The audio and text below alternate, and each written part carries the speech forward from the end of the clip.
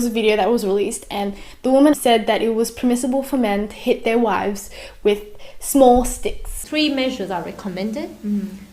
Advise them first, leave them alone in bed, and hit them.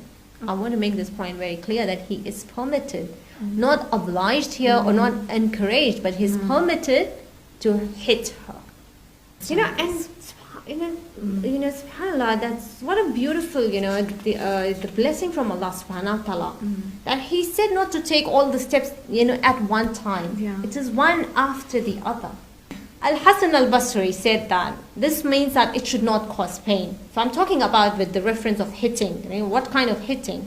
Atta said, I said to Ibn Abbas, what is the kind of hitting that is not harsh? He said, hitting with a siwak and the like. It's a small stick, used for cleaning the teeth. May I have the honor? Of course, yes. She quotes Surah Al-Nisa, verse 34. First, you should advise them.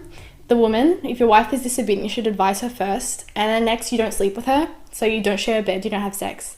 And the next one is to hit her.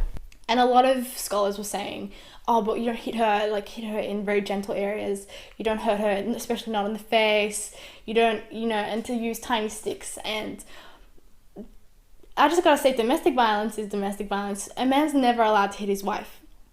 Nobody should hit anybody.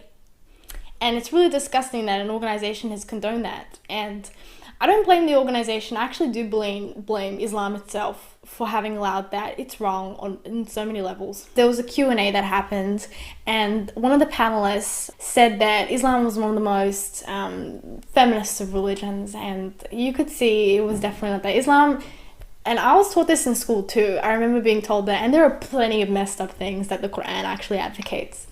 Islam is not a feminist religion. It's misogynistic, 100%. It's nice to see some of these things coming to light in the news now, because a lot of these things were quite quiet. A lot of Muslims would just brush it off. They wouldn't look at it. They'll just ignore it.